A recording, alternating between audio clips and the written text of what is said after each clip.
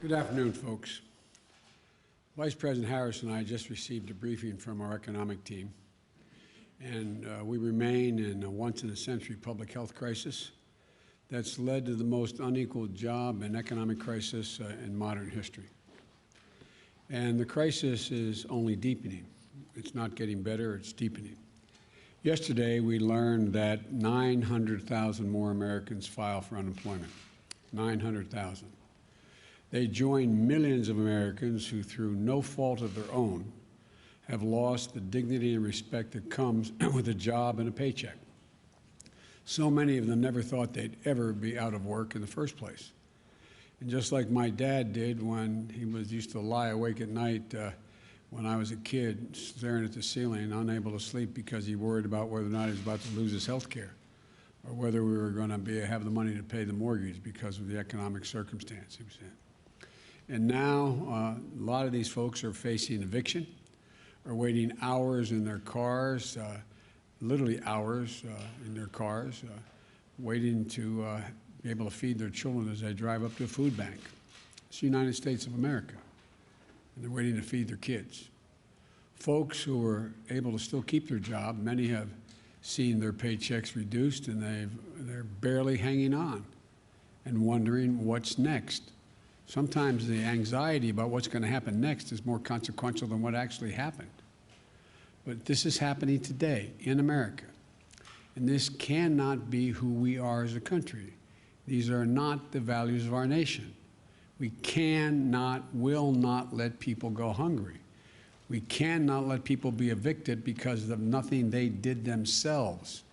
They cannot watch people lose their jobs, and we have to act. We have to act now. It's not just to meet the moral obligation to treat our fellow Americans with the dignity and respect they deserve. This is an economic imperative, a growing economic consensus that we must act decisively and boldly to grow the economy for all Americans, not just for tomorrow, but in the future. There's a growing chorus of top economists that agree that at this moment of crisis, with the interest rates as low as they are, historic lows, it is smart fiscal investment, including deficit spending, and they're more urgent than ever. You know, and that return on these investments in jobs and racial equity is going to prevent long-term economic damage and benefits that are going to far surpass their cost. If we don't act, the rest of the world is not standing still in terms of their competitive advantage or the competitive possibilities relative to us. That our debt situation will be more stable and not less stable, according to these economists, and that such investments in our people is going to strengthen our economic competitiveness as a nation and help us outcompete our competitors in the global economy, because we're going to grow the economy with these investments. While the COVID-19 package that passed in December was the first step, as I said at the time, it's just a down payment. We need more action, and we need to move fast. Last week, I laid out a two-step plan of rescue and recovery to get through the crisis and to a better and stronger and more secure America. The first step of our American Rescue Plan is a plan to tackle the pandemic and get direct financial relief to Americans who need it the most. You know, in just a few days, it's just been a few days since I outlined this plan. It's received bipartisan support from a majority of American mayors and governors. Businesses and labor organizations have together welcomed it as an urgent action that's needed. Even Wall Street firms have underscored its importance.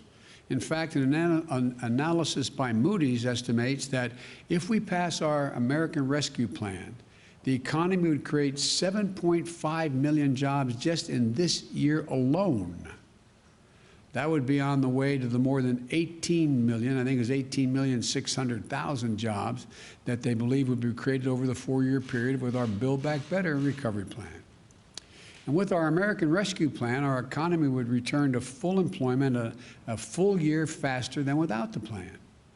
Even President Trump's now, not some liberal organization, President Trump's top former economic advisor, Kevin Hassett, said, quote, he absolutely is in favor of this rescue plan.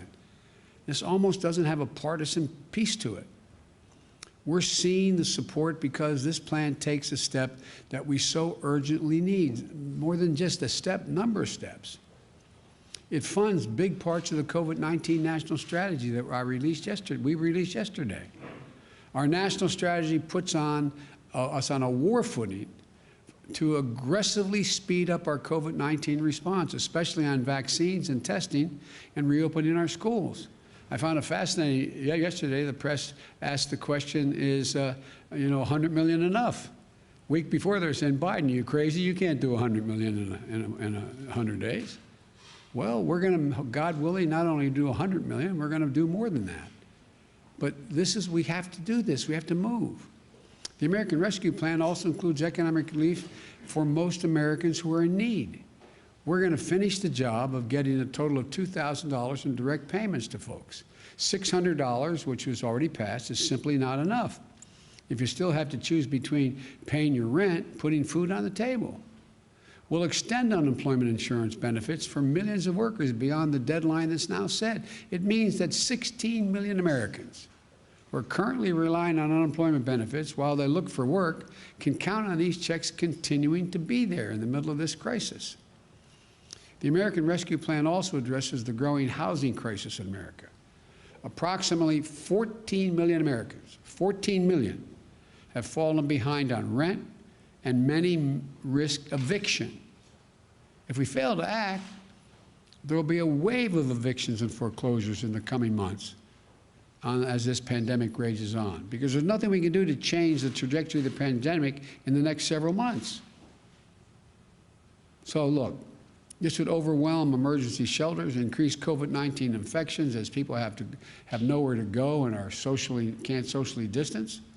The American Rescue Plan asks Congress to provide rental assistance for millions of hard-hit families and tenants.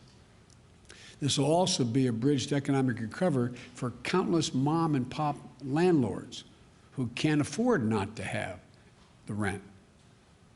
But they can't wait. So on Inauguration Day, I directed my administration to extend nationwide restrictions on evictions and foreclosures. These crises are straining the budgets of states and cities and tribal communities that are forced to consider layoffs and service reductions among essential workers. Police officers, firefighters, first responders, nurses, they're all at the risk of losing their jobs. Over the last year, more than 600,000 educators have lost their jobs in cities and towns. The American Rescue Plan will provide emergency funding to keep these essential workers on the job and maintain essential services. Look, it will also help small businesses that are the engines of our economic growth. When you say small business, most people think the major corporate entities are the ones that hire everybody. These small businesses are the glues that hold, and they're important, but these small businesses that hold the community, the glue that hold these communities together. They are hurting badly, and they account for nearly half of the entire U.S. workforce, nearly half. Our rescue plan will provide flexible grants to help the hardest hit small businesses survive the pandemic, and low-cost capital to help entrepreneurs of all backgrounds create and maintain jobs, plus provide essential goods and services that communities so desperately depend on. Look, our recovery plan also calls for an increase in the minimum wage at least $15 an hour. No one in America should work 40 hours a week making below the poverty line. $15 gets people above the poverty line. We have so many millions of people working 40 hours a week, working, and some with 2 jobs, and they're still below the poverty line. Our plan includes access to affordable child care. That's going to enable parents, particularly women, to get back to work. Millions who are not working now because they don't have that care. All told, the American Rescue Plan would lift 12 million Americans out of poverty and cut child poverty in half. That's 5 million children lifted out of poverty. Our plan will reduce poverty in the Black community by 1/3 and reduce poverty in the Hispanic community by almost 40%. I look forward to working with members of Congress of both parties to move quickly to get this American Rescue Plan to the American people. And then we can move with equal urgency and bipartisanship to the second step of our economic plan, to Build Back Better, the recovery plan.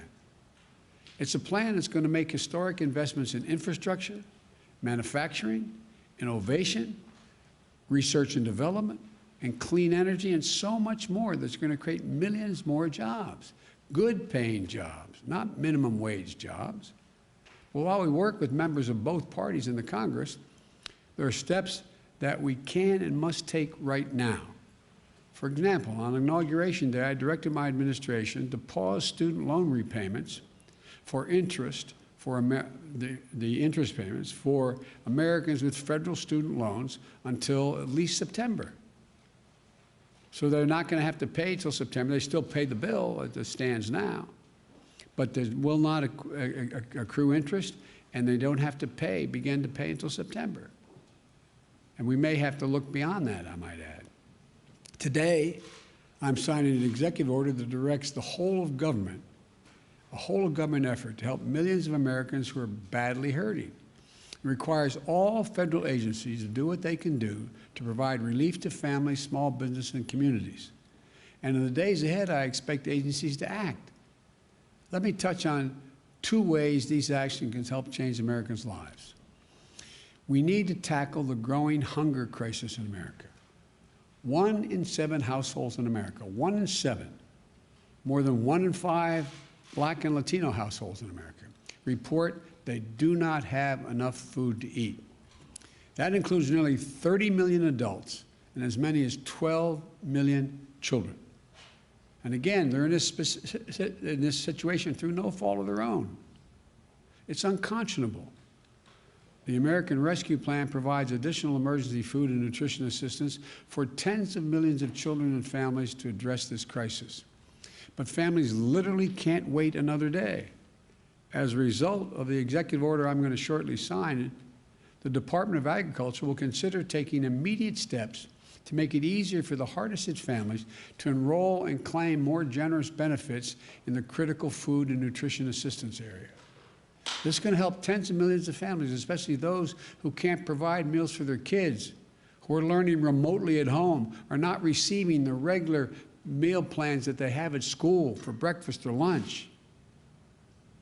We also need to protect the health and safety of the American worker. Right now, approximately 40% of households in America have at least one member with a pre-existing condition. Just imagine, you're out of work through no fault of your own. You file for unemployment while you're looking for a job. You find one, and you get an offer. But then you find out there's a high risk of your getting infected with COVID-19 because of your condition. You and your loved ones have ever even greater risk of death and serious illness because of the pre-existing conditions. So you turn it down. Right now, if you did that, you could be denied unemployment insurance because you're offered a job, you didn't take it. It's wrong. No one should have to choose between their livelihoods and their own health or the health of their loved ones in the middle of a deadly pandemic. Because of the executive order I'm about to sign, I expect the Department of Labor to guarantee the right to refuse employment that will jeopardize your health, and if you do so, you'll still be able to qualify for the insurance. That's a judgment the Labor Department will make. Look, there are just two consequential ways that the action I'm taking today will help people in need.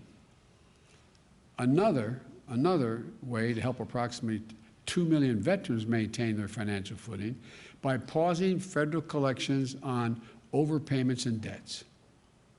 Another makes sure that federal contractors who are receiving taxpayers' dollars provide their workers with the pay and benefits they deserve. These are places where federal tax dollars are administered, are being made available to build things from ships to staircases. And the federal government lets the contract, and we're going to make sure that they buy American and are made in America.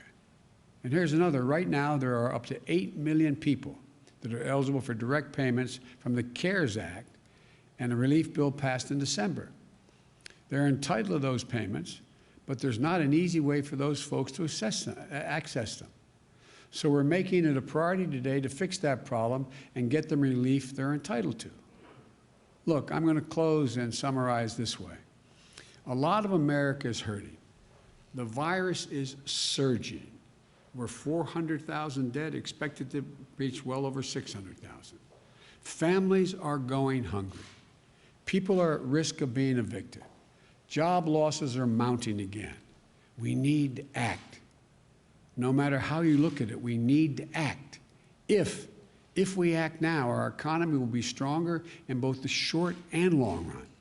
That's what economists left, right, and center are telling us. Both liberal and conservative will be better and stronger across the board. If we act now, we'll be better able to compete with the world. If we act now, we'll be better able to meet our moral obligations to one another as Americans. I don't believe the people of this country just want to stand by and watch their friends, their neighbors, coworkers, fellow Americans go hungry, lose their homes, or lose their sense of dignity and hope and respect.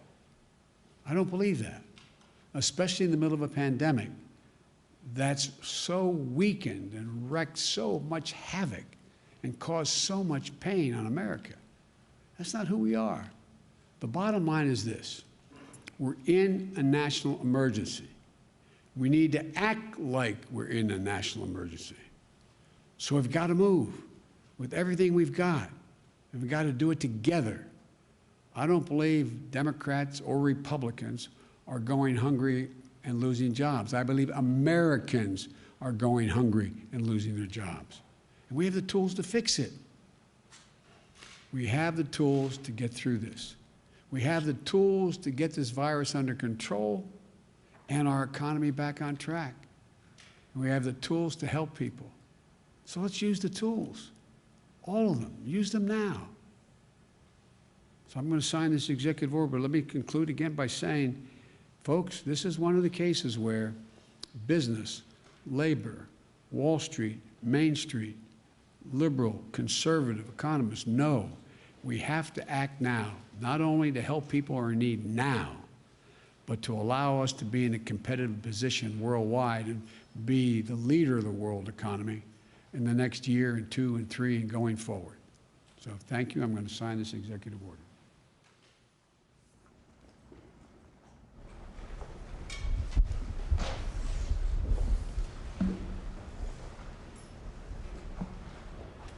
The first one is the economic relief related to COVID-19 pandemic that I referenced.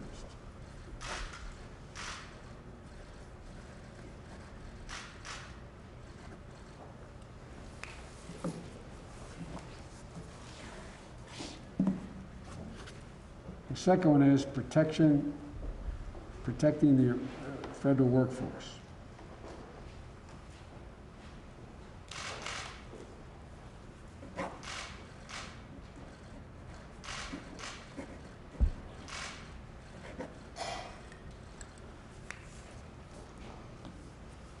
Thank you very much. Mr. President, do you support Mitch McConnell's timeline for a February impeachment trial?